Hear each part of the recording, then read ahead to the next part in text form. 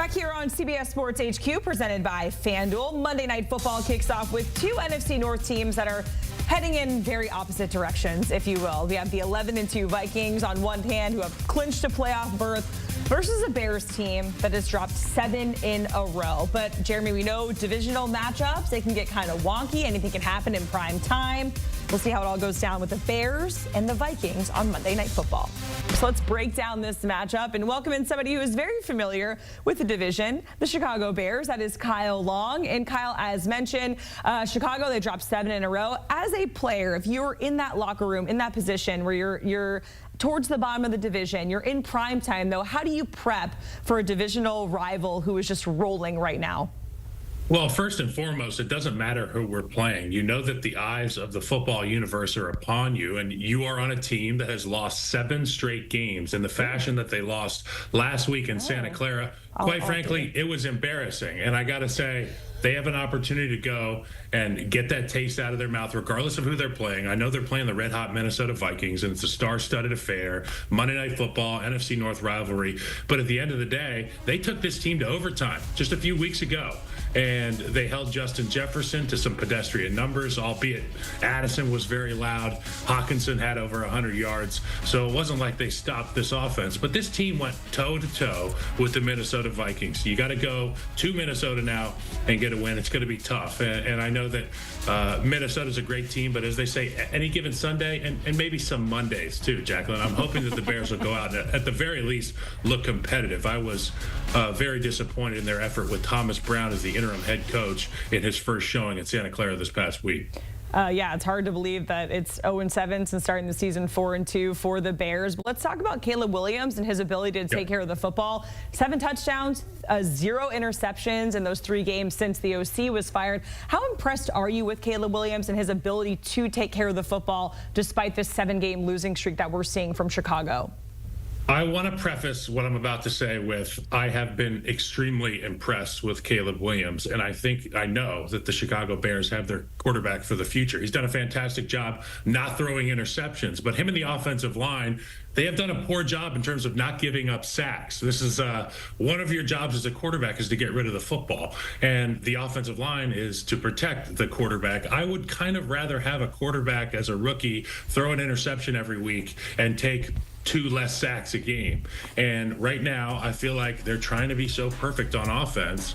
And I'd like to see him just cut it loose a little bit, because what has been the most fun version of Caleb Williams, having watched him play at USC, it's the cut it loose Caleb. It's the guy that's flying around trying to make plays, taking chances. And when you're going up against the Minnesota Vikings in a whiteout on the road and nobody has you favored to win this football game, go take some chances. What's the worst that can happen? You throw a pick? Well, I'll tell you what, it affects everybody when you take sacks. You get behind the sticks, you lose confidence as an offensive lineman, the receivers start to slap their hands after the play, and then obviously the quarterback, you don't want to get hit that many times. So I would say, you know that they're going to pressure you. They did it last time that the Vikings played the Bears. Brian Flores wants to heat up and test his rookie quarterback.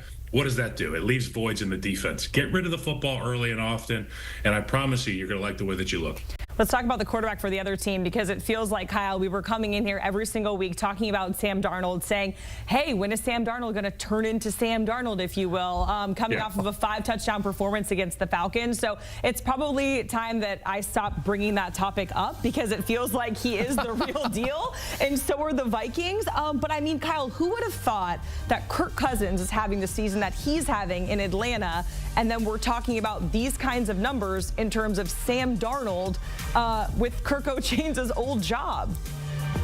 You know, it's really nice to see that if you have a couple good offensive linemen, a brilliant offensive head coach, somebody who's played the game at the highest level, and you've got a quarterback with some of these intangibles that ends up getting you drafted in the first round, you're going to have success. It's kind of like the team on the other sideline should take notes, Jacqueline. And for Sam Darnold, it's been so impressive. And as much as I'm part of the media and I want to say, when's he going to turn into a pumpkin, the guy has spit in my face every week. He's been fantastic. And last week was the icing on the cake. I really believe in this Vikings team. And And I think Sam Darnold has, put pen to paper, and he said, I ain't writing you guys back. He wrote himself a letter. He said, I'm not going to write anybody back. I'm just going to dominate teams week in, week out. That's what he's done. They've won 6 straight games, and he has a plethora of guys to throw the football to. When they want to cover Jefferson, he throws to somebody else. If they want to cover those two guys, it's Hawkinson. He doesn't feel too much pressure where he has to throw it all the time. They can run the football as well. It's a great thing they got going in Minnesota. I'm very happy for Sam Darnold, and I think they're a major threat moving forward. All right, let's talk about that. Let's talk about the Vikings moving forward, because they have clinched a playoff spot, but there is still a pathway from them to get to the top of the division, just the NFC in general. If we're looking at the remaining schedules, some of the injuries that the Lions are now dealing with, how do you think it all shakes out? Kind of paint the picture for us in terms of the division and the NFC when it's all said and done, Kyle. Well, that injury report is the great equalizer. Everybody and their mama knows that the Detroit Lions roster, when healthy, is probably the best in football. And you couple that with their demeanor, their personality, and they're a scary group, and not many teams want to play them. But as for the Minnesota Vikings, they've kind of matriculated their way through the season and gotten a little bit better as it's gone on. I've been really impressed with them, and I think that they can match up with anybody. Obviously, you have to stop the Detroit Lions, their offense, but we've seen the Minnesota Vikings be able to put points up at a really astronomical clip. So it's going to be a lot of offense in this NFC playoffs. We've seen Philadelphia seemingly fix their offensive woes yesterday with Jalen Hurts and his buddy A.J. Brown getting after in the end zone. Love to see that for the Eagles. And, the NFC, they're coming along strong. We always think about the AFC as the Blue Bloods. And while they do have these great quarterbacks, these marquee name quarterbacks, don't sleep on this NFC, man, because they're a tough group, top to bottom out of all the playoff contenders, including the Minnesota Vikings. Yeah, it feels like the in the hunt teams that are at the top are a little bit different every single week. And that's, shout out to the NFC West, because that division has been absolutely crazy. Kyle, let's get a pick for this game. Vikings favored by a touchdown, total at 44 and a hook. What do you like? What's the pick?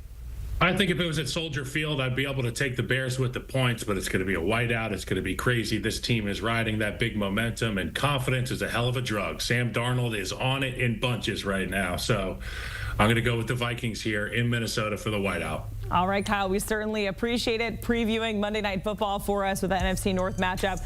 The Vikings and the Bears. If you want to hear more from Kyle, you can hear him and Mike Renner on the Pushing the Pile podcast. You can watch right now by scanning that QR code, or you can follow, download, listen, watch wherever you get your pods, or check them out on YouTube.